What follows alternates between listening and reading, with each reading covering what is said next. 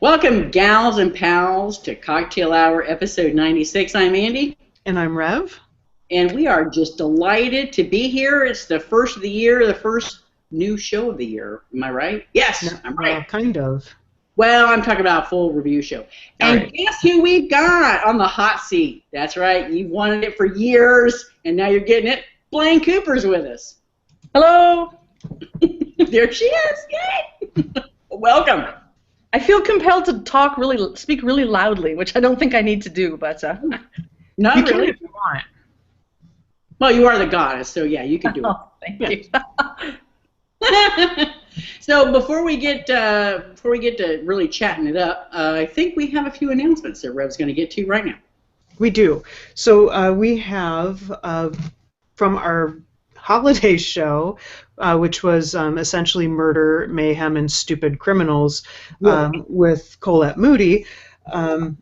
We decided we were going to give away some cocktail hour swag, since Colette's not put out a book in a little while, and we couldn't offer up any of that. So before we started the show, Blayne picked the winner, and the winner is Shay. So congratulations, Shay. I'm very happy that you got something, and I will be in touch with you to see what you want.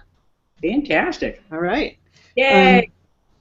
I think that's really the only announcement I have, except for I'm a little giddy. What? We have something for Lynn? No? Am I mistaken that? We got that covered? We're good? We're done? Okay. I don't want to leave anybody out, No. That's important. We don't want to leave anybody out. No, we'll have an announcement about an upcoming giveaway at the end of the show. That's true. That's true. Yeah. All right, so I want to start the round of questions. First question is, Blayne, what took you so long to get here? Earlier I was trying to come up with a really good excuse, and I decided that I couldn't come up with one other than it's been a really long time since I've written anything, and so I tend to get hot and heavy for something for a while, and then I move on to something else, and I think that's kind of what happened for a while. So, but your fame lives beyond you two, and so I knew of your show and had seen it before, but had never taken the opportunity to be on. So thank you for having me. Very welcome. And apparently having Susan on numerous times has finally paid off, because really, we were just trying to get to you through her. Oh, I love it. Yeah, that's. So I'll rub that in for sure. So thank you. Good. Now that you're here, we don't have to have her back. Fine. No, that's not true, Susan. Don't believe it. Don't believe it. Someone you can have on often. So. Yeah. So you've been writing a really, really long time.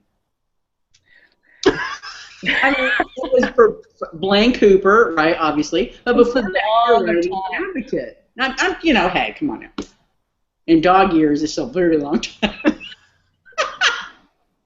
Yeah, I mean, off and on. Like I said, I kind of do things, I get really interested for a while, and for a while I was super hot and heavy into it, and then, I get on to something else, and unfortunately for me, when I do it, I want to do it all the time, and so it kind of, keeps you from doing other things. And I had small children at the time through a lot of the books I was doing, and I mean, at some point it was kind of taking away a little bit from that time, and so I was really happy to kind of get back to it after a nice several-year break. I'm not sure, 3 years, 4 years, something like that break, and so. Is that it? It seems like it's been a lot more than that.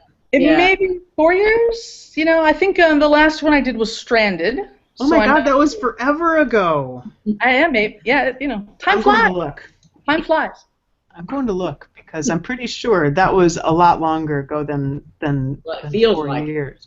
It does, but I love that book, by the way, and it took me a long time to read it, which I don't know why. I just didn't have it. So, and now I've read it, I think, 3 times.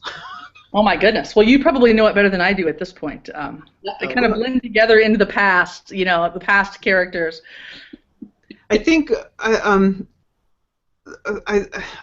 I think I know that we're here to talk about your new book, but since this has come up, I want to talk a little bit about some of the online stuff that you did. My favorite, I'm pretty sure it's my favorite. It's probably the story of me. I just love that story so much. It's great, and you know the squirrels are a wonderful addition to that. But I don't know. It's just I can't remember what was the name of the driver, the driving instructor. I can't remember her name, but I do remember hers because it was so Randy was her name. Randy. That's right. Randy That's right. Right. And the Max. Yes, Mac. Just call me Mac. That's right. Yeah, that was an interesting story. I wrote that in about 3 weeks. Very, very late at night. I was going through a time of getting very little sleep, and I would sit super late. And the idea, whenever I do a story, I try to challenge myself in some different way, right? And with that one, I really wanted it to be just super quick, super punchy. The sentences are very short. They're very simple. It's kind of, you can sit on a short flight and read it and be finished. And that was kind of the idea. And, it was late, and I would laugh and think something was so hysterical, right, to myself. And then I would read it the next day and be like, oh, my God, what was wrong with me? It was 4 a.m. And, I was just practically, I would wake up my husband because I was laughing at myself, right? And then I would read it later and go, not so good. But that one, it's one of my personal favorites. So I appreciate that you enjoy it. I love that. I love that book. There's if I'm feeling, that is one of my definite funk reading list members there. That and then the other one that I really love was Unbroken. Oh, Unbreakable. Yeah. Unbreakable. Yeah. I love that one. It's just so sweet. Well, Unbreakable is me being an adult, but Story of Me is me on the inside. So Story of Me is me unfiltered, what I really think when I see something and it actually ends up on the page. I think Unbreakable, sort of the challenge for that one was I wanted to write an ensemble piece. And so that one really is about 4 or 5 women. And they kind of each get some time. It's not a story of 2 women, right? And so that was kind of my unique... I need something new with every story to keep me interested, or I get bored, right? And so every story has some little slice that I've carved out for the reason I'm doing it, and that was it for that one. Speaking of slices, we just got a question in. I'd like to go ahead and put this one up. It says, I'd like to know the names of all of Blayne's main characters in order, please. That's Also, do most of her knives have names? That has to be coming from Susan Maher, that question. After I just told you that I don't remember my character names at all. I'm like, the shorter one, the one who was the teacher or who was the, So I couldn't even come close to doing that. You did get Randy. Yes, so. Okay. Well, so Story of Me is Randy and Mac. Cobb Island and Echoes from the Mist is Liv. And somebody with brown hair. Kayla. Kayla's her name. And then the historical characters, who cares? And then I'm trying to think of the other books. Oh, Madam President, Devlin and Lauren. And The Road to Glory. Boy, that's a good question. Oh, that is I have good. no idea at this moment. 2 checks. And then Last Train Home, Virginia, and the drifter train person. I can't remember. Oh! Dreamy, but I don't remember what I named her. What did I call her? I don't know. Personally, I like Drifter Train Woman. Yeah, like Drifter Train Woman. That's kind of nice. Hard Times. Prisoners.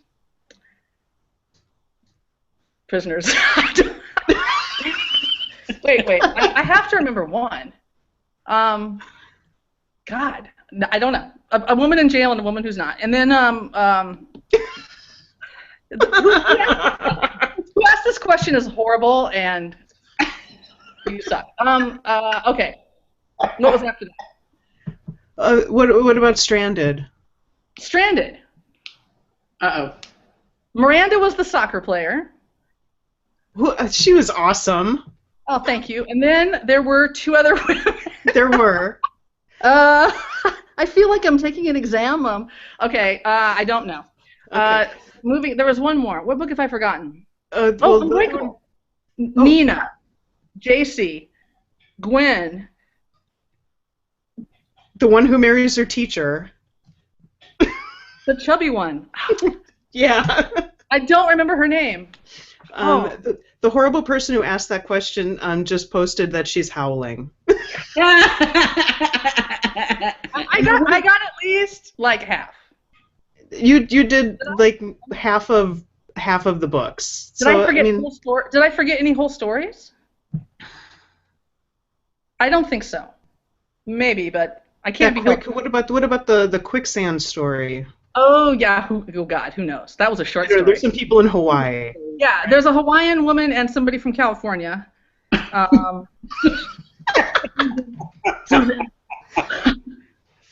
that's it. That's as close as I get, guys. Okay, well here I'll give you an easy one. Okay. If you blow this one, I can't help you at all. Oh, sure. What about a dark horse? Ah, yes. Okay.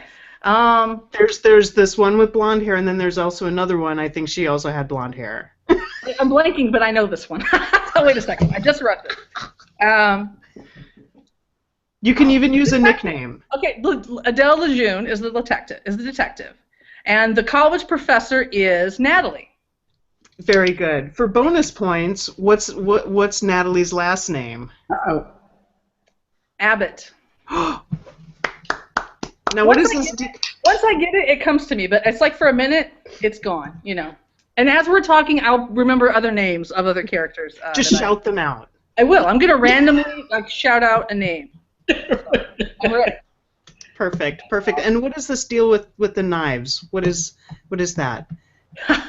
There is no deal with the knives. I think. Castaway. I forgot Castaway. Wow. I don't know the names of anybody in Castaway. I don't think I Ryan read that. was somebody's name, but I mean, Ryan's character was not primarily written by me, and that's of course, and that would be the one that I remember. No, although I do like to have something fun in the books if it's a pet or an inanimate object or something, and that's kind of what the knife was. Tiffany. I remember. See, it's coming back very slowly. What story is that from? What? That is from Castaway, which was a web series that we did. It was a spoof of Survivor. I have to find this. It's many years ago, but it's a parody of Survivor, basically. I'm gonna have to find that. I can't. I'm actually ashamed of myself. Oh, no. It was an interesting experience. I did it with a co-writer, and we posted it every week, exactly like a television show. We had a website, and people would get voted off the island. I mean, and we did it exactly like the TV show, and we did it every single week. And we had a lot of friends participate. It was great fun. Wow. Okay, so I have a question. All right. Okay, and then we also have a backlog here. Okay, all right. When did your love affair with squirrels start, Blayne? I can tell exactly how weird the people are. You should see the feedback that I got from that. The farther away from the center your story gets, the farther away that your feedback gets from people, right? The letters that people write you. And, I mean, every nutcase in the Northern Hemisphere came out and kindly gave me some feedback on the story, but it was very, very interesting. I don't like squirrels. I think squirrels are like just rats with the big bushy tail. But I couldn't think of anything that would stay in the park that someone could talk to because I thought a bird would fly away. So they became a squirrel. Those squirrels were awesome. They were fantastic. You even reference a squirrel in your new book, which I was shocked. I do? I think it was a dead one on the ground. I think it was like... Okay. In that case, that sounds okay. Sure. She got the squirrel in. She got a squirrel in. I was laughing. And I really enjoyed them in Story of Me. In The Road to Glory, it was a request to have them again, and I did it as a request. If I had to do it again, I probably wouldn't have done it. But the people who liked it, and the people still didn't. So. I didn't mind it. I mean, I got where they were coming from, but I mean, right? It was less. It was a request, and it was for fun, and that was a much more serious. That's a pretty serious story, really. I mean, there's still some good. There's good humor in everything of yours that I've read, which is the reason. I mean, you have your characters. I just love your characters. The way that they interact with each other, the dialogue, they're very believable, very real. Thank you. And your voice, you have a very unique, wonderful writing voice, and it just comes through. Your humor comes through, which is, why I call you the goddess. Well, I appreciate that. Yeah, I mean, sometimes it comes through more than others, and then sometimes it comes through inappropriately when I'm and I take it out. I mean, because honestly, some of the stories, just the tone is not right to have it be a lot of humor, and then sometimes I just kind of let it go. I think this last one was less humorous probably than a lot of them, but I think that's what it's hard to have humor in a story that's basically about something that's a little darker, right, or a little more emotional. Yeah. But I appreciate that.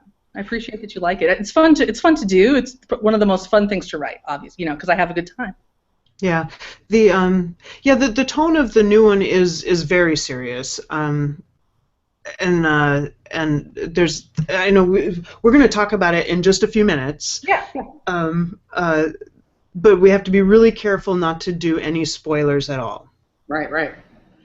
Yeah, I absolutely. mean, probably the who did it is what we should leave out. Other than that, I mean, people who are watching, you can't talk about a book and not talk about the book, right?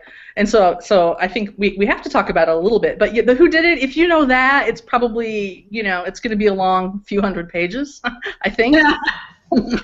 Well, there's other stuff too. I think yeah, we'll play it by ear. Layers to it. But do you want to get to the backlog quickly? Yes, I do. Right. Okay. So Susan said that. I mean, that person who sent in that question. My dear friend. She said that you did much better than she thought you'd do. I know. And let's see. And she said, I knew she'd remember the knife. Let's see.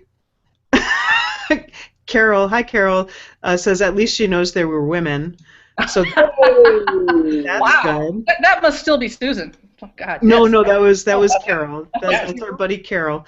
I'm sorry, Carol. When I write them, the names are, I mean, it doesn't matter to me, right? As I'm doing it, and so I don't.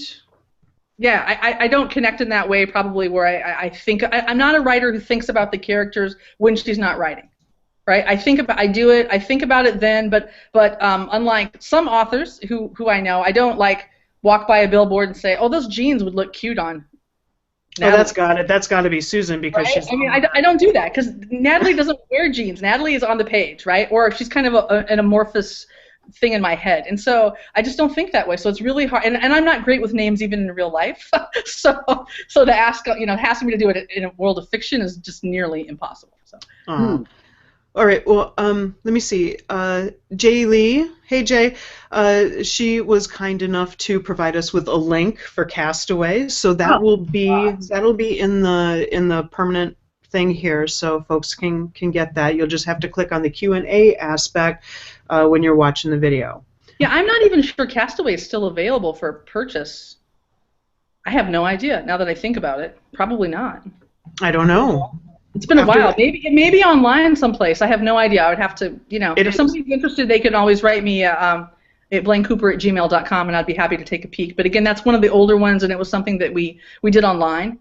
And so it may live online someplace. It does. Jay Lee Tuma just sent us a link directly to it on Angel Fire. So we got that. Thank you very much. Yeah, thank you, Jay. Carol says, I was kidding. I can't remember anyone, characters or real people. So there you go. Blue says hi. Hello, Blue. Hey, Blue. Oh, before I forget, we had a email from a listener named Wilma who wanted to know if Blayne's going to release Madam President and First Lady in ebook format. Oh, thank you so much. I forgot all about that. Thank you. So the answer is I don't know if it's going to be released in ebook format. My co-writer purchased my rights to the book years ago in order to, potentially do sequels or do more with the books. And so after that, they really weren't mine anymore, and I really didn't have anything to do with who published them, what they cost, what formats they came up. I appreciate the question, but I'm sorry, I just don't have the answer. All right. Well, then I get asked that once a month. I think in email, but I just don't know. Well, now we know. There you go. there you go. And then Jay asked, will there be anything new from Devin Lauren? So I guess that kind of answered that question. Logan is the person to contact for that one. So yeah, or whoever the publisher is who is now doing it, and I have a guess, but I guess I shouldn't say since I'm not positive. I thought it was PD Publishing. They went out of business. Oh, okay. See, I don't even know. It's out there somewhere. Someone's got it, but I don't know. Okay. All right. Let's see. Blue, I've missed your in-depth, thoughtful questions, so thank you for coming back. Which of your stories took the most effort, or was the most challenging plot to work to your satisfaction? That's a good question.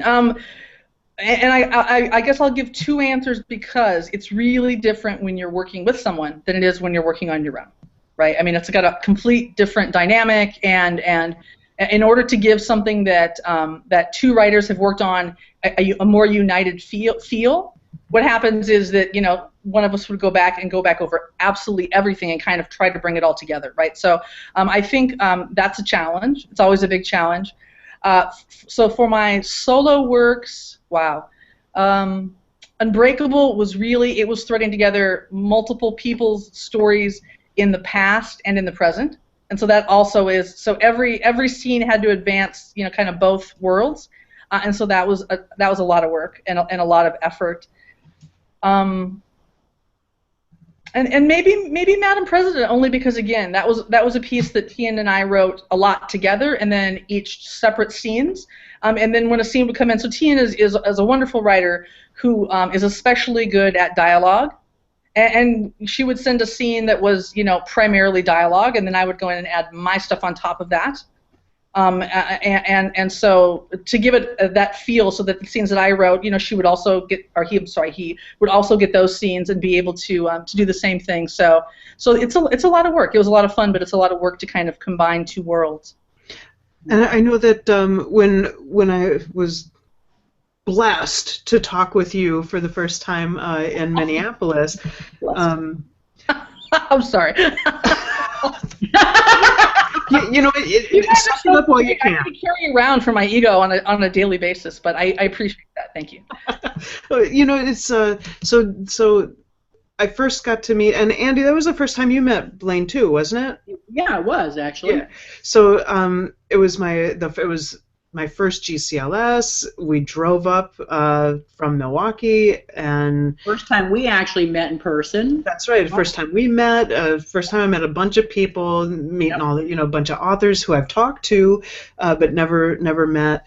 And then Andy's like, "Well, Blayne's going to be here, and Susan said she can, we can meet her and talk with her." And I got all these other people, and I'm like, "I'm sorry, but I have to go right now." I have to go sit in the bar and talk with Blayne Cooper. It was awesome. You're very sweet. Thank you. That's no lie. Seriously, that is no lie. No, I was very excited, and one of the things I believe that we talked about was how I could tell the difference in your voice and TN's voice, right? I could tell, which ones you had, yours was much more lighthearted, and his was more, emotional and angsty and stuff like that. But it was a nice balance. You guys worked it out nicely. That's probably close to how it went. Although, to be honest, I think Tian had some really great humorous scenes that were scenes that at least originated with Tian, and so I contributed, but that originated on Tian's computer, and then hopefully vice versa, that I did some of the more emotional ones. I mean, Tian primarily took, if you saw Dev by herself being the president, most of that is Tian. Right, because it was Tian's idea to have a story about a female president. So she really was interested, he was really interested in that that aspect of the story. Me, not so much, right? I could have, Dev could have been, owned a car dealership, and I would have been okay, right? And so Tian handled a lot of that aspect. A lot also with the chief of staff was Tian, David, in the story, and really excellent, I think. You remembered somebody else's name. I did once I started thinking about it, right? So that was a lot, Tian, primarily Tian, really. I did most of Lauren, most of the family scenes, and then a lot of Dev and Lauren together would be things coming from me. So and Tian as well. And a lot of dialogue, we would each take a character and write the dialogue. So we would get on Instant Messenger, and Tian would be Dev and I would be Lauren, and we literally would talk to each other, and we would say, okay, at the end of the scene, we want to get here. And then we would just get there as though we were those characters, as though it was this role-playing. Oh, that's awesome. That had to have been a hell of a lot of fun. It really was. It was a unique way to do it, and we did both books that way, and it really works out well, honestly, because at that point you really know the characters, and and it's so authentic because, I would get the surprise reaction that you would get if somebody had heard that bit of dialogue, and then every once in a while, in parentheses, it would be like, WTF, all of a sudden, Tim would write something, and I'm like, have you lost your mind? We're not talking about this. I mean, this introduces a whole new story or something, right? And Tim would do the same to me, and so yeah, it was fun. And then we would go back and take that and then build a scene around that, right? And it's easy to do because the book was largely a day in the life type format, right? It wasn't a plot-driven book. It was, this is what's happening this month in this family with these people. Mm-hmm. And so we weren't really tied to a super strict plot construct, which wouldn't lend itself to kind of just free writing with somebody like that. Mm. Excellent. Jay, I apologize. Long answer, I'm sorry. That's okay. It's your show. You can talk about whatever you want to talk about. I already told my wife, I'm like, we're only scheduled to go an hour, but if we go longer, I'm not going to cut it off. That's right. We can go as long as you ladies would like to go. Jeez. I love it when a woman tells me that, really.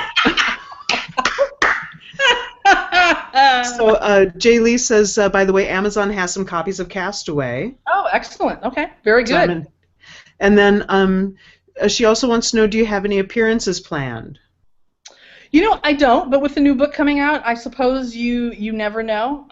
So nothing on the calendar right now, but you never know. I think someone told me, this may be wrong, but that GCLS is in New Orleans this year.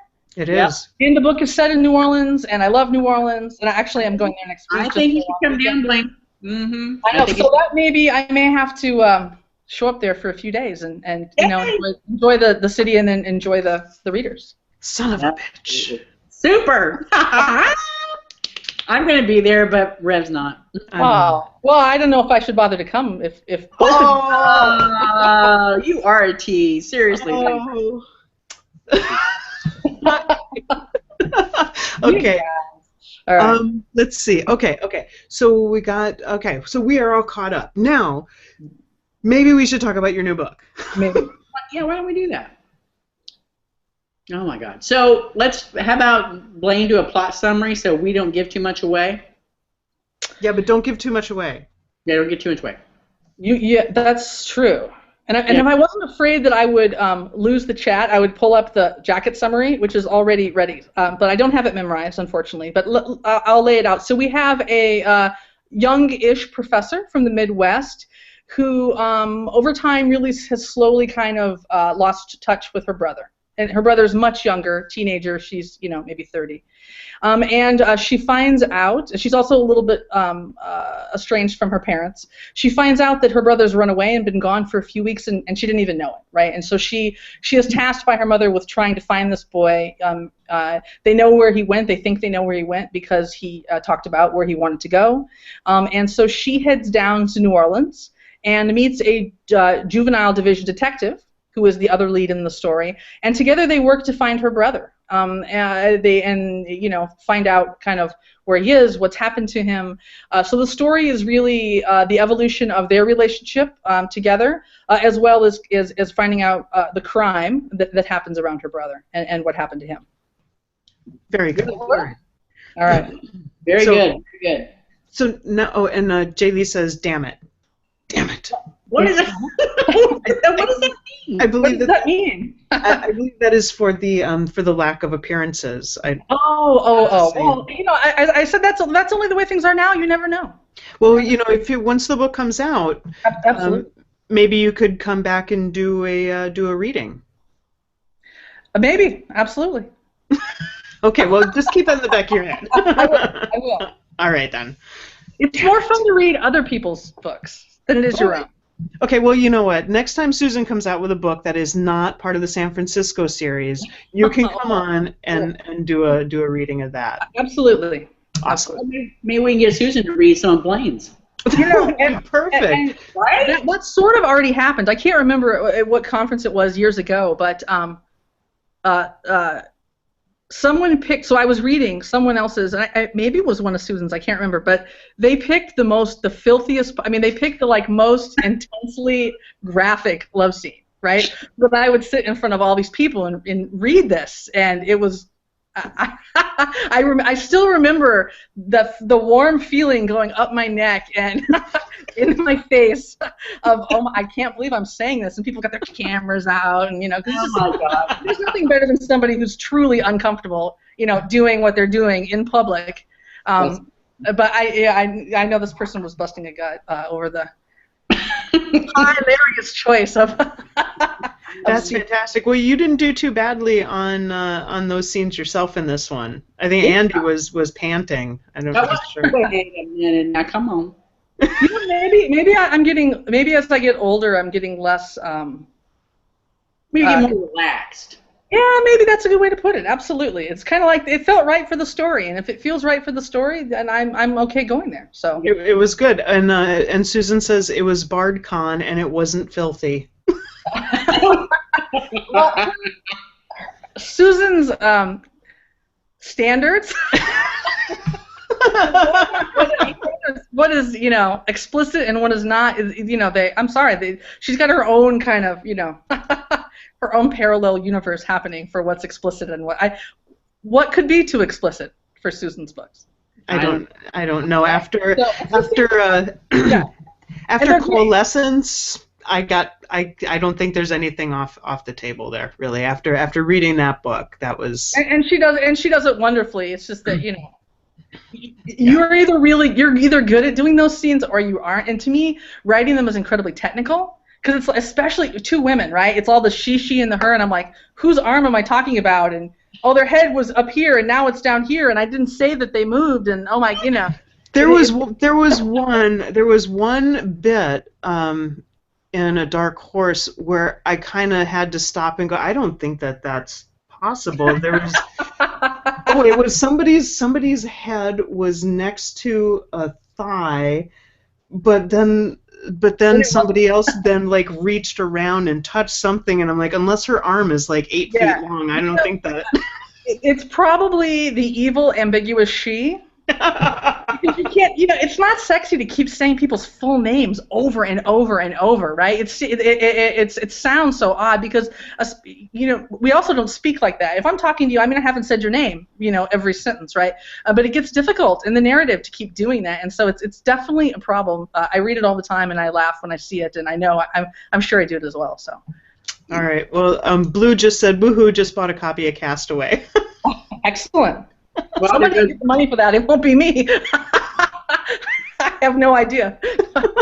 Someone thanks you. I'm sure it's somewhere. Someone somewhere thanks you. Yay. Jay Lee says octopus arms and hands. Exactly. Yes. Exactly. I tried, right? So yeah, this one definitely is more adult than I've written maybe ever in a while for sure, but maybe ever. Yeah, this one's definitely much more on the serious side. Way more intense than anything else I think you've ever written, Blayne. Because when I started this book, I queued it up and I'm reading it and I going, holy shit! After the 5th page, I was like, I gotta text Sherry. Holy crap, man! Have you started this book? I'm thrilled you say that because in this one I really tried to have every scene really. I know where I kind of took a deep breath. I know in my mind exactly the scene where the scene was a little more about kind of the emotion of and people getting to know each other than it was moving the story forward kind of relentlessly. But I tried in this one to kind of keep it tight. It's a long book, but I don't think there's any wasted sections. I think every section is important to the story. I agree. I don't think there was no filler in this at all. I really tried not to have there be any filler. No. Go ahead. And I got to say, I want to snap that mother like a breadstick. Oh my God, me too. Oh my God, I wanted to snap her skinny neck. Well, I feel you. Yes, I agree. She wasn't the greatest. I didn't want her to be a villain. I mean, she's not a villain to me. I think she's just somebody who was she was a heartless bitch. Ill-equipped to be doing doing what she was doing, right? So. She that whole go back down there and don't fail this time. You can make it up. Yeah, that's ouch, right? That wasn't when I wrote that I winced a little bit but it did what I wanted it to do. So yeah, I hate her, and that's fine. Mission accomplished. There you go. There you go. She's not even in the story, but twice. Yeah, she made an impression. We felt her. Yeah. Times. Thanks. Mm-hmm. That's one mother I would not pick for who would you pick? It's a Disney mother. Like, the Disney movies all either have dead parents or evil parents. There's like no good parents in anything. Yeah. I was going to say something about my mother, but I decided to keep it. Don't do that. But yeah, we're kind of reminiscent of my mother. Yeah. So the one of the things that I wasn't expecting is, and I know Andy was probably really happy about this, is there were no flashbacks. Yay! But you move forward in time in several places, which I wasn't expecting that, and I'm glad that you did that, because it really gave, because when you start out with the book. I was kind of like, oh, okay, I know where this is going, and then we're introduced to another character, and I'm like, oh, well, I guess maybe it's not going there. Yeah, I know what you mean. I think, I think it needed to happen because I needed to get away from some of the bad ththings that happened. I think a little time needed to go past, and then also really big things happened to the characters, and that doesn't happen in a week. Right? I mean, really big changes happened in their lives, and you need some time for that. So you're right. The story takes place over about 5 years from the beginning of the book to the end of the book. Yeah, it was just like the rest of your stories, the character, I'm ignoring you for just a second, Blue. the characters felt very, very unique, very different. They weren't, just two copies of the same person with different names. They had very different personalities, different ways of dealing with things. And when they knock heads, you can feel their chemistry for sure. Mm-hmm. But when they knocked heads, they I don't even know how to say this, but it felt real. It felt very genuine. Mm-hmm. Yeah, and Blue wants to know if there were any prison scenes, and I'm just going to say, kind of. So. Was there? Well, there was some questioning. I guess. I mean, look. Sure. I mean, one of the characters is a police detective, so there's that element of the story. There you go. There's handcuffs involved. Let's just leave it at that, shall we? Will that sell more books? Absolutely. Put the handcuffs on. Probably. It's in my mind when I was writing it, it was a crime story first. Mm-hmm.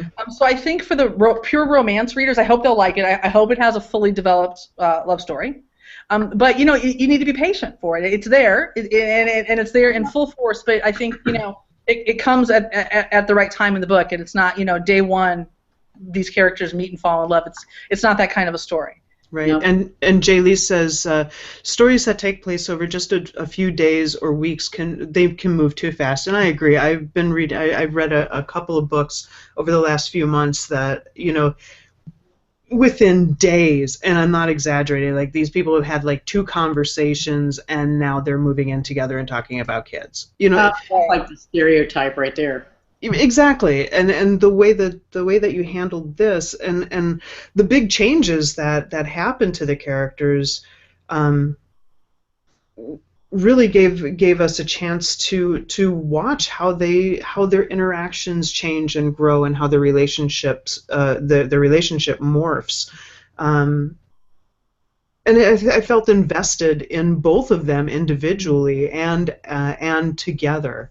Yeah. So. Yeah. That's great. I mean, I hope so. That's what you always go for, right? I mean, you have to, and at least for me, it takes a little bit of time in order for when I'm reading a story. It's why I'm always disappointed when somebody throws a really kind of big love scene in the first 20 pages, because I'm not invested in the characters enough to care that they're together.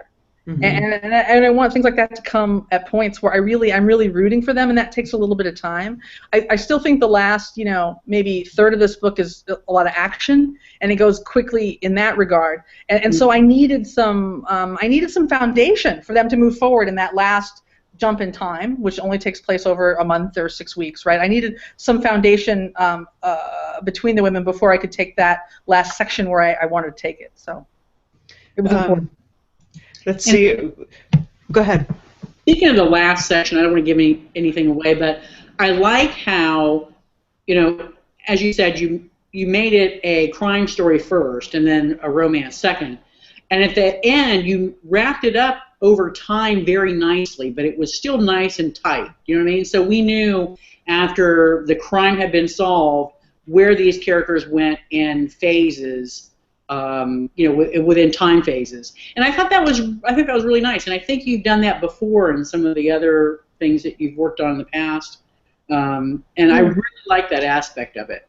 Yeah, and I'm always a little bit reluctant, and I had good feedback from friends and other people who had read the book that they wanted more at the end. In my mind, when the crime was kind of solved, I felt like I could end it there, and it seemed okay to me. But I think it was good feedback that people would enjoy more resolution on the a relationship front, and so then I added another 30 pages or so that really I hope ties up that, so the reader's not left kind of wondering what happened. They know at least. Kind of where the ladies took things from the end of the book going forward, the direction that they're going to take going forward. Yeah, I think you wrapped everything up, I thought, pretty well. Very well. But I agree that that if it had ended once the crime was wrapped up, I would have been fine with that too. Because I was fine with it, right? Because to me, that's what the story was really about, and you cared about the relationship, but I mean, ultimately, the story I was telling, I felt like was finished there. But I'm happy with the end product. So I think hopefully it'll catch kind of both readers' interests. Honestly, I was not 100% sure I was going to even include a romantic element in the book. I really struggled with whether or not I was going to do that at all. I would have been fine if you didn't, honestly. I would have too. The crime, the mystery that you have set up and the way that you handle all of it, because like Andy said, I mean, there are layers of different things going on. That was plenty engaging and interesting, and it really showcased those characters very well, even without. I think you could have gone either way with that, but I know that folks in the lesfic community are going to be like, "Yay, sex!" Yeah, so to me, it was a murder story. Maybe not a mystery. I don't know that I'm a mystery writer, but it was a murder story. I didn't know who did it.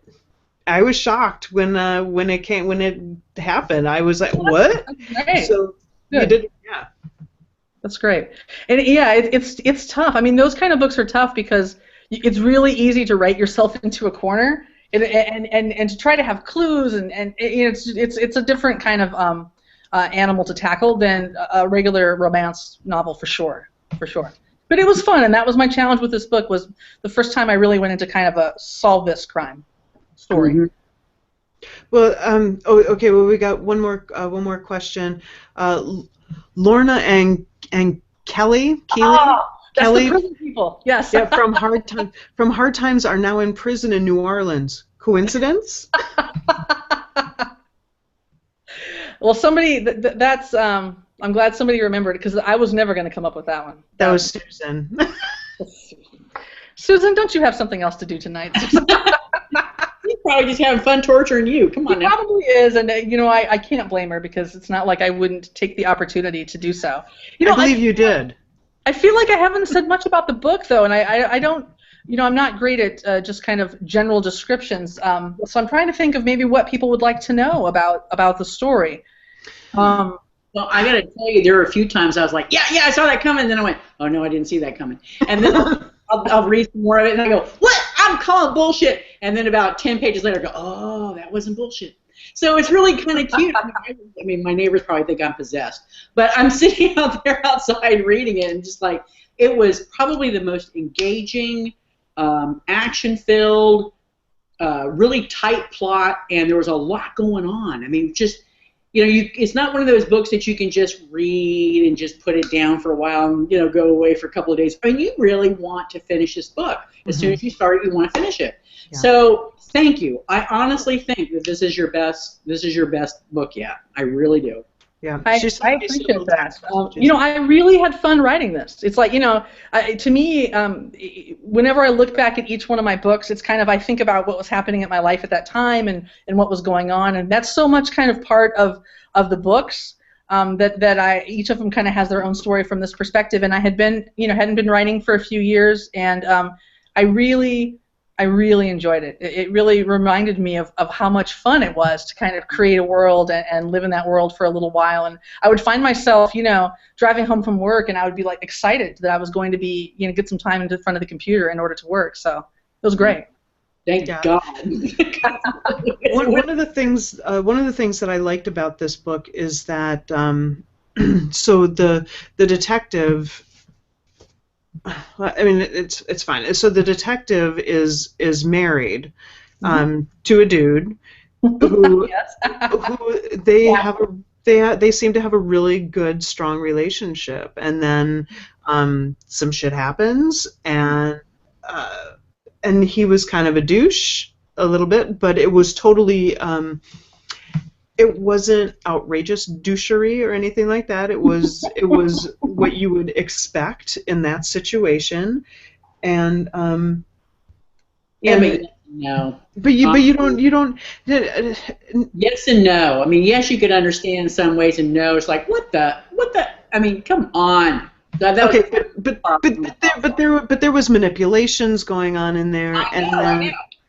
Okay, but I felt that it was not what I would have wanted, in my partner, but it was still, it could happen. And then, there was other shit going on too, but you didn't make him out to be, he didn't turn into this horrible person. Yeah, he wasn't. The detective was happy with her husband, and she had a happy life. And there were things that happened over the course of time that damaged that relationship, and that relationship, that ended, right? And so I think you're right. I mean, he did some things that weren't that nice, and then on some of the things, I think he was right. I mean, some of the stuff was brought on by the detective. That some of the ruining of the relationship was brought on by the detective's actions, and he said this was what was going to happen, and it did. Yeah. And so in a way, I mean, I could see a little bit of both sides to that, right? Yeah. And I think you handled the it felt real. It felt realistic, the way that their union just kind of fell apart, and then the relationship that they're able to build. It felt real. It felt very, very plausible. Mm-hmm. We've got two questions that essentially ask kind of the same thing. Jay Lee asks, any other collaborations in the future? And then Cheryl Hansen wants to know, have you thought about writing a book with Susan? No other collaborations on the horizon. And Susan and I did do a short story, I guess, together. And we have talked about it over the years. But I don't think we're going to end up going there. For one thing, we have extremely different writing styles, and you have to have, I think, a little bit of there has to be enough overlap to make it successful, and I'm just not sure Susan and I have enough overlap in the way we approach what we do, right? And so as much as I love her work, and I do, and she's a dear, dear friend of mine, I don't know that we would come up with a great novel together. So that's my answer to that one. I mean, it's there can be two great singing, or two enjoyable singing voices, but that doesn't mean they're going to harmonize just right together. And I think that's sort of how I feel about it, and we haven't ever gone there. But I will never say never. And then I enjoyed the short story that we did together. But you can ask Susan what her thoughts are, but that's my thoughts, I think, at this time. She's a much more emotional writer in that she lives and breathes the characters, and they really kind of come from inside of her. And I think I'm a more analytical writer, in that I think I tend to be more plot driven. And so to me, the characters can do whatever I tell them to do. Whereas for Susan, I think it's more they come from kind of a different, more organic place, and have the lives of their own, right? And so I think that would be hard to marry together. But it's a good question, and there's a lot of authors out there who are just brilliant, but we all do it a little bit differently. And we're glad that you do. Thank you. Yep. All right. Well, I got nothing else. Yep. Oh no, I did want to ask another question that I was wondering. Well, and then, but by the end of the book, then I kind of figured the answer would be no. But have you thought at all about bringing those characters back? You know, actually, I did.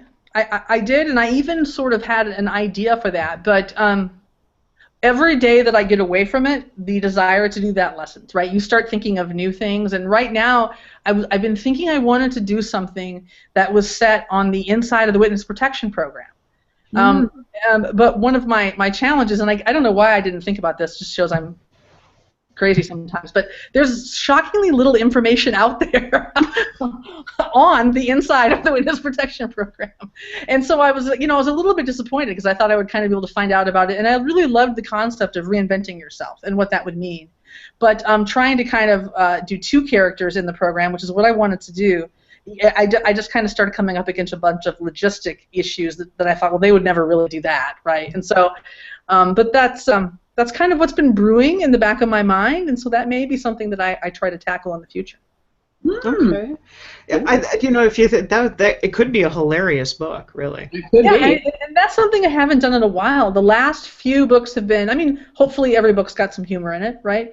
But the last few have not really been outright comedy books, and so maybe it's time to really let loose and do something like that again.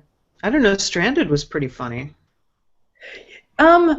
Yeah, I never think of that book as having a lot of humor, but when fans write about it, they're like, oh, this scene, and it's always those are the scenes that stick in people's minds, right? Yeah, because they make you pee your pants. You remember stuff like that. I suppose. So I guess I did take a more, I don't want to say lighthearted approach to being stranded, but sure, more than I did again in this last one. And I'm always hesitant to say that, because I don't want people to think it's like super serious. This is not a super serious novel. It's just a little different take. I laughed out loud several times, but the theme, you're dealing with a much more serious theme. And actually, Heidi just came in and said, I came in a little late. When will the book be released? And I don't even think we've said that yet. So thank you for reminding us that we still have stuff. Thank you, Heidi. So the book should be out by the end of March. I don't have a day. Probably be pushed up, as close to that deadline as possible. But by the end of March, it should be out, and it should be available everywhere. All the normal, all the normal booksellers should have it. Bella Books is the company that's putting the book out, and so you can always go right to their website and get that book delivered to you, just like that. So just another couple of months. Woo! Excellent. And then Susan says, watch My Blue Heaven, a documentary on the Witness Protection Plan, Steve Martin and Rick Moranis. And actually, I thought of that when you were talking about it. Well, there's your research right there. Just watch that movie a couple of times. And this is what happens, is that you get ideas which are a scene, right?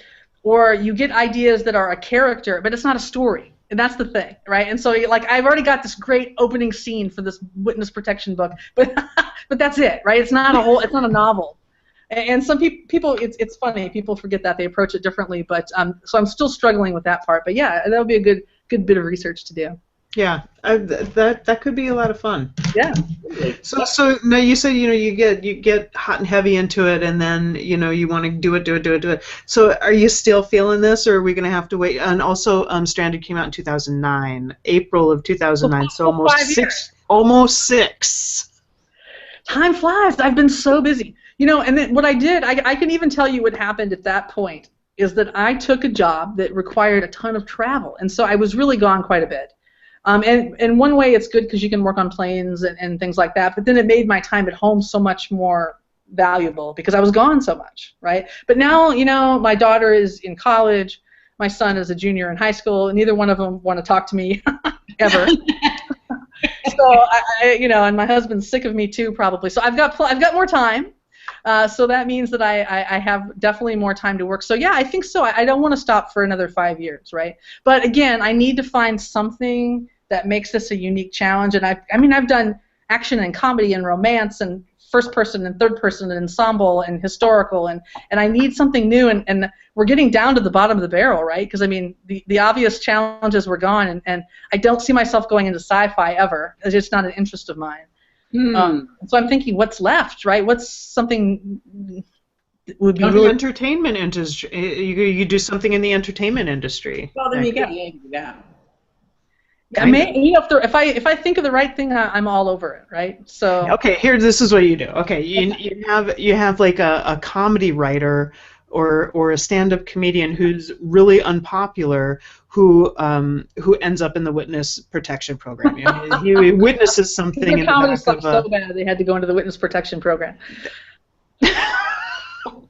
You can just ask us. We've got ideas. I know. Everyone's got ideas. And I secretly love to read, but it's so hard to write as historical. I love to read the historical ones. But Jay Lee, I was just going to say that. I'm sorry I got to break in because Jay Lee stole my thing. She says Western. Yes, please. Cowgirls. I don't know if I could do cowgirls. Oh, you so could. Oh, it'd be so good. But I will tell you this: from a publication perspective, the audience for historicals is like this big. Yeah, I know, but if you throw in humor along with that, you've got make it a historical. Yeah, you've got saloons. You got I know. There's what's less than funny than smallpox and poorhouses and all that kind of good stuff, right? It's true. That's what I'm saying. I know. It's all right. Who needs a plot when you've got such things, right? Yeah, maybe. It's a lot of work again. I'm not sure. I'm not crazy about the research. I'm kind of a more get in there and start writing. And I did a lot of research for Last Train Home because it was set in 1890, something like that, right? Which required a fair amount. And for Cobb Island and Echoes, I just kind of pretended like I knew what I was talking about. Although I did research a lot of words to see if those words were actually words back then. Good. And they all are, the ones that I at least was smart enough to catch, right? So even slang and things like that, I was shocked to find out how old the F word is and how long it's been around. And ever. Yep. Exactly. So some things I was sure sounded modern, but were really kind of old, right? Yep. And I know some people dig it. Like some people really love that research, but I'm just like. All right, we've got a couple more comments from Cheryl Hansen. She says, I am so looking forward to reading Dark Horse, and yay to the possibility of a future humorous book. And then she's got a suggestion. I told you, we are always good for suggestions here. Live theater, big city or small town community. That could be fun. That could be. It could be fun. And then Jay Lee says, whorehouses can be hilarious. It could be. I'm already thinking of possibilities for that. Sadly. Scarily. Oh it's my sad God. how easy how that can come. Yes, no, you're right. It's time for something funny, and it's time for something different, and so I'll have to think about that. And I'm not allergic to putting something online for free either, right? Because one of the things I really love about the writing process is the feedback. Look, if I didn't like it, I would write and put it on my computer, and I wouldn't share it with people. Yeah. And so I really never enjoyed writing as much as when I did that. Well, I know somebody who's got a Yahoo group with very, very little traffic that could probably use a bump from a decent writer putting some stuff out there. The problem is that my drafts are so horrible. I have missing words, and it's a nightmare. And you have to pay someone big bucks to clean it up for me. I know a proofreader who would do it for free. I'm just saying, just putting it out there. Yeah, I hear you. But yeah, so honestly that's one of the problems with online is because back in the day of the earlier internet, there were more people available who were kind of okay to collaborate and do that, and it's hard to ask someone to commit long hours because the beta readers are really unsung heroes in a lot of this work. And so, but for someone like me, I mean, it appears English is not my first language when you read what I've written, and that's not the case. But it certainly looks like that, and I own that. And I'm just typing away, and I can forget 2-3 words out of a sentence, no problem. So. All right, we've got Jaylee has another suggestion. All right, all right. How about a WNFL, Women's National Football League player? There you go. And then Blue says, yeah, Andy and Rev have a ready-made character, a certain madam, but that madam belongs to Andy already. You can't don't give away Andy's madam. No, can't give away my madam. Who is me? Blayne may not know that. I'm the madam. Oh, okay, all right. I didn't know that. I guess I have a question, and maybe I guess I don't know how we'll get the answer since it's just the three of us that can actually answer. But I'm wondering if people would be interested in something that wasn't a lesbian romance. I mean, I'm wondering if the lesbian readers would be willing to kind of read outside of that scope and come along, because it's no fun to write for nobody, right? You hope that you take along those readers. On the other hand, that audience tends to be pretty protective of their world and their authors and what they write. So I guess I've been curious if there's enough room to kind of do that. Well, I can tell you, and I know that I speak for Andy, we read mostly non-lesfic. Mostly mainstream. Because there's, and we're right now this year we've kind of committed to reading more outside of romance, because honestly, I mean, we love romance, and every once in a while that's just what you want to read, and but we've been moving outside of that, reading more mysteries and thrillers, and we finally, at the end of the year, during our year-end show, because we have Colette Moody come on regularly, and we'll read a mainstream thriller or something like that. And we decided, you know what, we're going outside of the lesbian community to get these books, but there are good authors of non-romance lesbian books. Oh, for sure. So, I think, yeah, and we've talked to a lot of other people that feel the same way. I mean, there are a lot of folks in the community that only want to read romance, and that's fine. But I think that I don't know. There's a bunch of you out there right now watching. What do you guys think? Are you interested in? Are you talking still lesbian characters or a lesbian in there? Absolutely. I mean, that's not difficult to do. It's real life. There's a little bit of everybody out there and everything. Yeah. Just, for me, I don't think I've ever considered myself primarily a romance writer. Right? I mean, I try to include a romance plot because sometimes it works really well, and sometimes it's not difficult to include that, I think, in a lot of types of stories. But for the author too, it's sometimes fun to kind of go outside that and really do something different, where you're not constrained, where these two people have to end up, having that kind of aspect of the story fleshed out. And so anyway, I've been curious, kind of, if people would be interested in seeing something like that. I think if you look at. And I haven't done this, but I would venture a guess that if you looked at a good chunk of the books that have come out in the last 3 or 4 years, I think you would see an incredible increase in the number of non-romance books, either mystery or thriller or action or some type of intrigue. Sure. I read a book. I've been out of it for that long, right? For 5 years, and so maybe in that 5-year interim, things have kind of changed. But I know at the end of or at the beginning of that 5-year, I think 80 or 90% of the books coming out were, ultimately lesbian romances, really. Yeah, I think that there has been, in addition to calls for better quality of books. I think there's also been, at least in the circles that I travel in, there's been a big call for more non-romance books. As a community, me and Andy and a bunch of other people that we talk to, we want good books that kind of run the gamut of topics, characters. Yeah, absolutely. They don't have to be but it's interesting. But so I hope that's true, because I would like to branch out into other areas too. Right? It's interesting just to do something different. But definitely for me, the favorite book of mine overwhelmingly, so mine and my co-writers is Madam President and First Lady. And I think of the one of my own individual work, it's still probably Story of Me, which is kind of blows my mind since that was like a lark, right?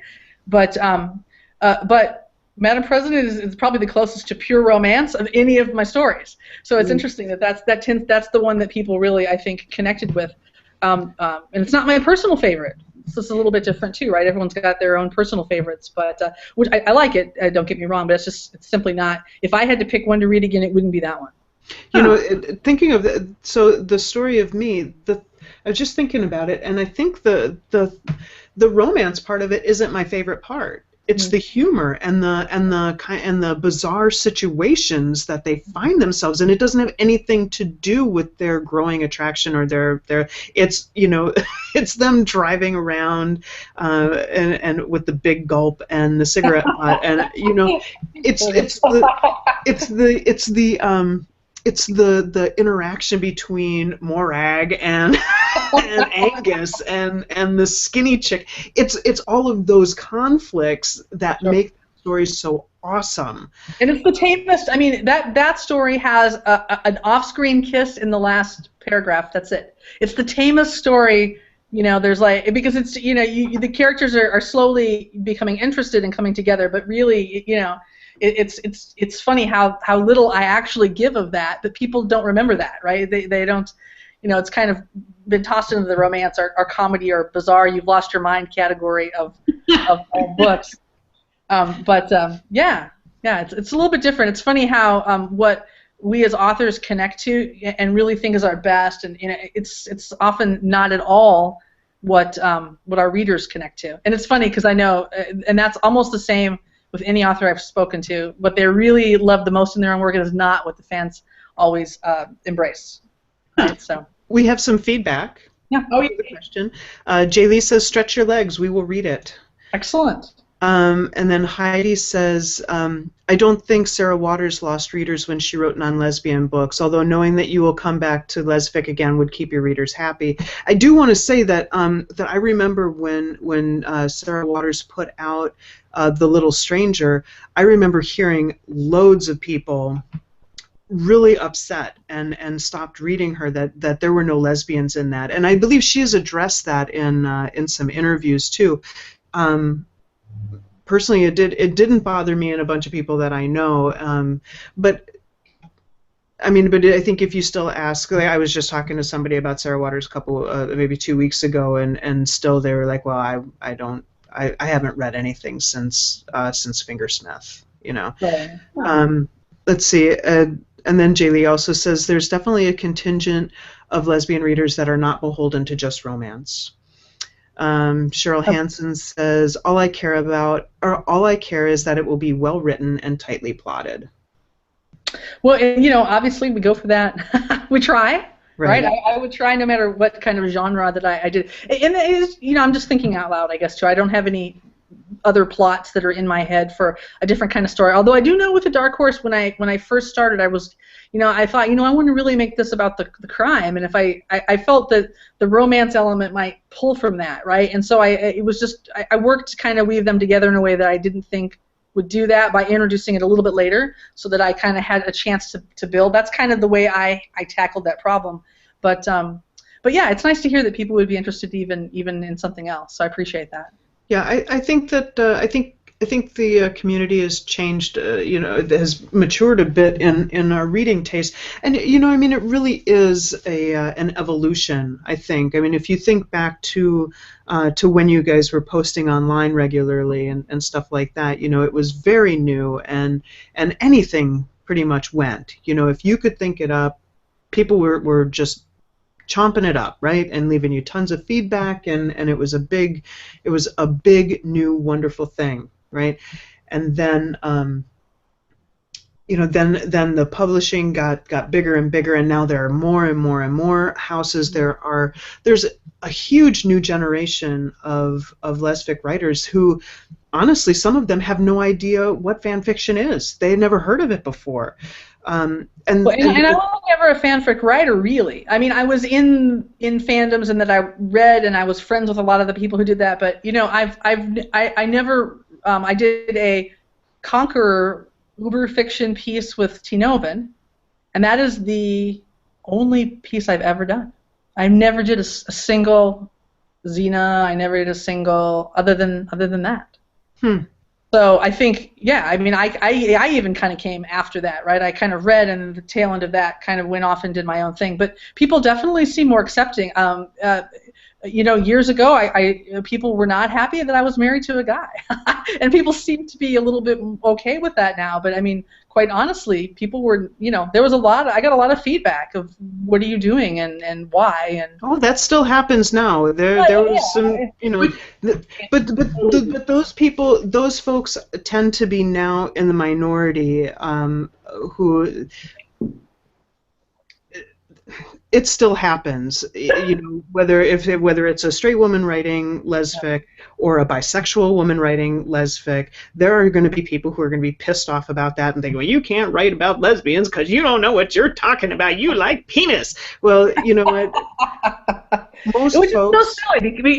I mean, it never made any sense to me. I'm not the president of the United States either, but you can, it's fiction.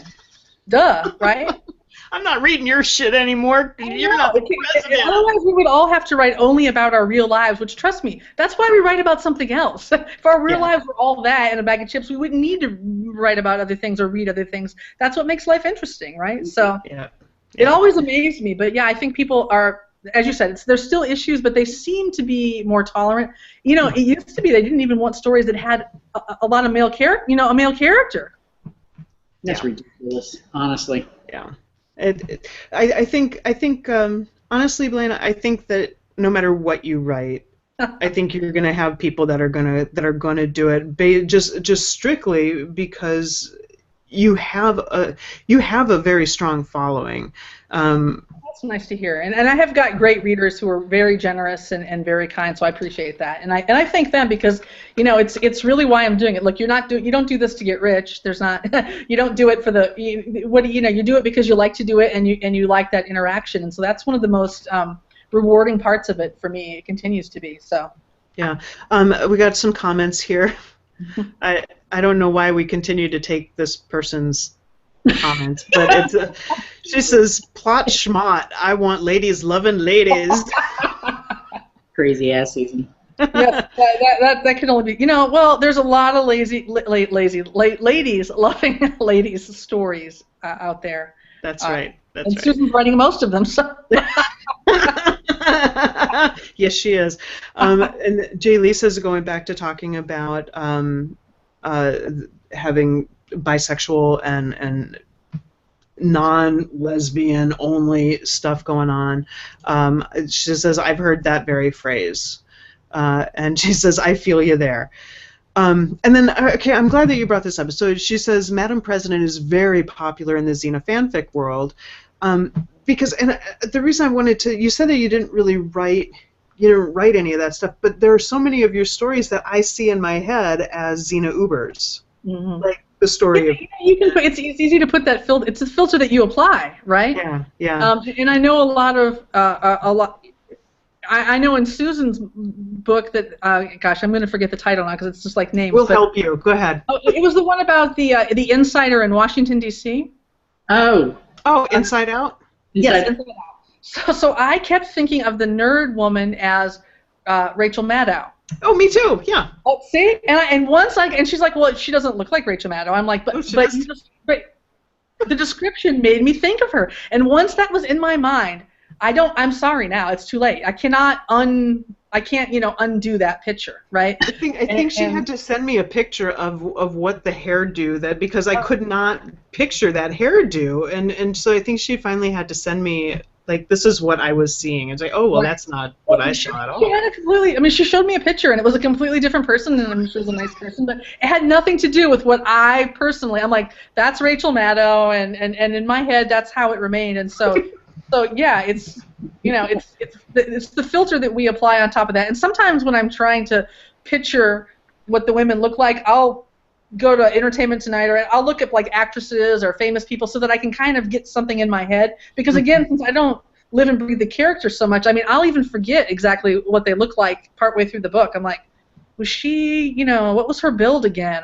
Because I'm in their head, right? I'm not in their body. And so I have to, it helps me even if I'm like, oh, this person looks just like, or looks close to like this actress. It helps me figure it out, right? Mm-hmm. Yeah. You know what my next question is going to be, right? Oh, we're talking about in her body? No, who you vision for the main characters. All right, I can tell you. So now, but when I say that, that's going to put it in people's mind, and if you have somebody different in your mind, it'll wreck it for you, right? You brought it up, damn it. All right, you're right, I did. So for A Dark Horse, the detective, it's an actress whose name is Rachel Taylor. And she was on Grey's Anatomy for a little while. She's a blonde actress, Australian. She was also on the new Charlie's Angels TV series that came on a few years ago. She was the blonde from that. If you look her up, you'll find on Google. All right, hold on. I'm going to see, and I'm going to do a. I think I can do a screen share. Lordy. All right, hold on. This is awesome. Hold on. This is new technology. I don't know what I'm going to do. Can you do it?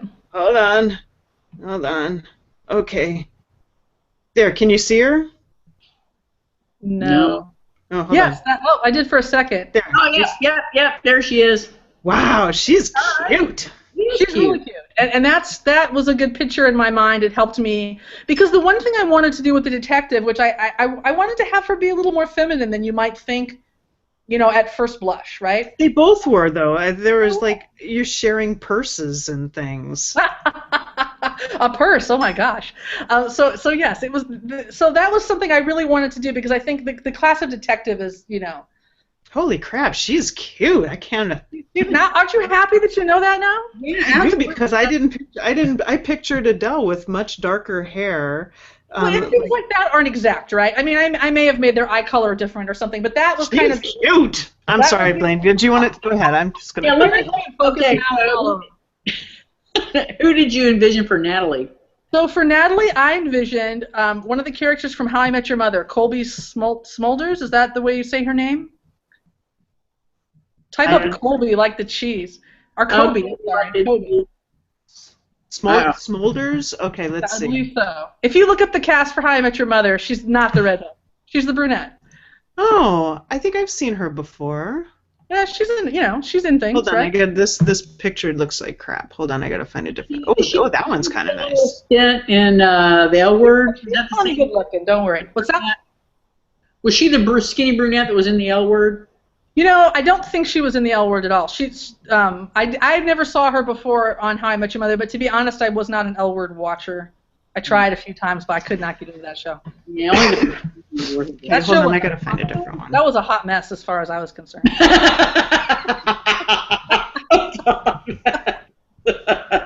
That's awesome. But did you find Colby cheese over there?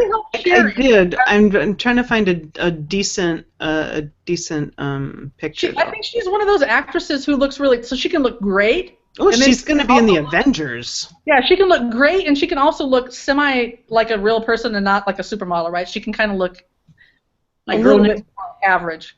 But not that she's not a high on that numeral scale. They're both beautiful women. Nice. Hang on, I'm working on it here. I'm working on it. Because I got so much crap in Stranded because one of the characters I kind of went out of my way to point out that the character was a little bit overweight and the character was not a 10, right? And there was definitely a contingent of people who did not care for that. Hold on, I'm still working. Hold on, I'm working on it here. Do you want to play the game while you're still working? Mm-hmm. Yeah. Yeah. Oh, wait, no, never mind. Hold on. Oh, there you go. All kinds of technical stuff happening over here. There you go. Can you see her? No. I can. No, Google hates me, so it's all right. You know what? So How I Met Your Mother, a big show, right? People will know. So not the girl from Buffy, not the redhead, but the other woman. There's two female leads, and she's the other one. So people she's will know. cute. Yeah. But this whole exercise has just reinforced my my pick for the game. Oh, has it? Okay. So we're going to who you're hot for. All right. So the game is. You ready? Who would you fuck? All right. So we got Sherry up first. Sherry. Rachel Taylor. I mean Adele. Rachel Taylor. Okay, Just so look at pictures of her. That'll make your day. You know, and here's the thing about Adele. I like her swagger. You know, I like she's tough but still kind of vulnerable. She's a family person. She's loyal and dedicated, and also super cute. And yeah, I connected with her as a character, and being loaded didn't hurt at all. That's what my daughter said when she read the book. She's like, you had to make her loaded. That was the icing on the cake. She was so happy. Like, it kind of was. It's like what you always hope for. And by the way, I've got tons of dough. Oh my God. All this and a fat bank account. It's just not right? Well, since Adele's taken, I'm going to have to either take her sister. I know, I liked her sister too. That was another choice. I Yes. really did. Yeah. And if her sister's just not available, then I'll just have to take Natalie. I mean, I know it's a concession, but somebody's got to do it. Just saying. But yeah. Well, it's because one likes the blondes and one likes the brunettes. Is that the way? Was she brunette? No, no, they were both blonde, I believe. I thought Natalie was darker. I think she was. Yeah, I think she's brown. Brown hair. I don't know. Actually, it usually goes the other way. Andy usually takes the blonde, oh, really? and I take the mother or the brunette, whichever one's available. Whichever one's mother. And if it's a brunette mother, then Like, if you want to, so Sherry, the detective's sister is just a little bit. I mean, she's just a little bit older. She'd be a good choice as well. I liked her very much. A few years and maybe not, maybe a little more in the real world looking, but still, hey, still. No, I liked her. I loved her sense of humor. I loved her badassness. I enjoyed her. I would have. She could have been the detective. She was a little more, Yeah, I would have. She had some swagger. Well, and she's got access to lingerie. Come on now. I know. I mean, for a boutique owner, she had some swagger. What can I say? Yeah. She was definitely one of my very favorite characters. I would have liked to have seen more of her. Next book. There you go. We'll kidnap one of their kids or something, and we'll get her in the story somehow. There you go. Yeah. There you go. All right. Well, so I think we're gonna probably need to. Yes, but we've have some giveaway. Yeah, I was just gonna say I think we have a giveaway that it's gonna be a little bit in the future, but Blayne, tell us more. So happy to give away a couple of ebook copies of A Dark Horse coming out in March to whoever wins. I'm not sure how you ladies do that, but we pose a question. Yeah. Do you have any questions that you would like to pose? Like, what genre should the next book be that Blayne puts out? We could do that. We could do any question you want to do. Yeah. What do you think, Blayne? Anything come to mind? Yeah. You know what? I would love for somebody to come up with a really good character name for one of the characters in whatever it is I write going forward. Nice. Something that like I haven't seen in every other book. Oh, you're going to hear a train behind me, I think, maybe. Oh yeah, that was nice. Yeah, sorry about that. At least I should make it shake, right? So it's like. But yeah, I would love that, and I'll give you a hint so that it's something that I'm more likely to pick. Is I'm not crazy about the male names for the ladies, so I'm not crazy about the trend of naming your kid Joe, but it's a girl, right? Even if Joe is kind of unisex, that's okay. But that's a running joke between me and a bunch of our friends. Is coming having books with only with man names that are been modified in some way for the women characters. Super popular, and I've had some in my books, but that's because they were the co-writer's pick. We would each take a name, and and so sometimes my co-writers would pick a man's name, and it's okay, but it's not generally my personal favorite. So you'll be more likely to be selected if you do not submit the name Frank.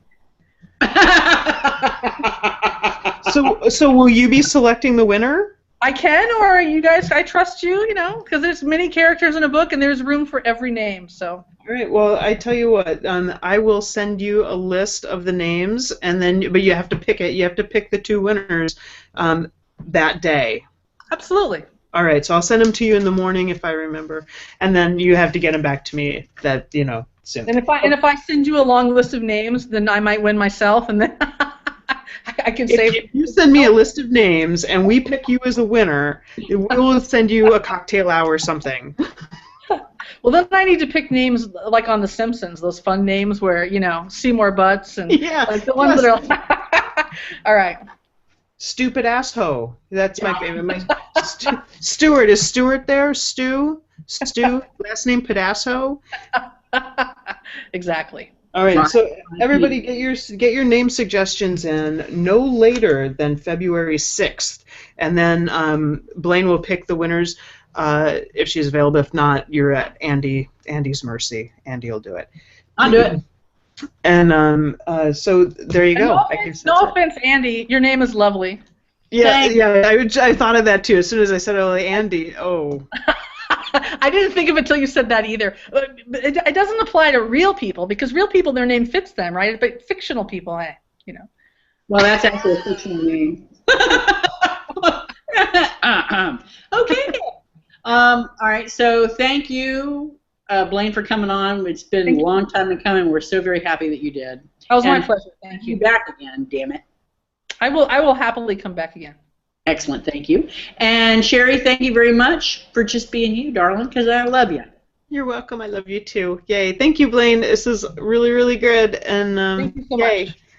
All right then.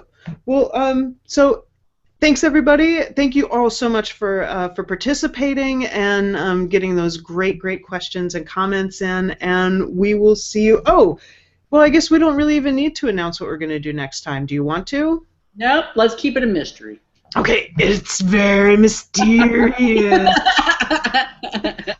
Oh, and Blue says thank you, everyone. All right, so we'll see you all in almost a month. Yep. All right then. Bye-bye. Goodbye. Thank you. Ciao.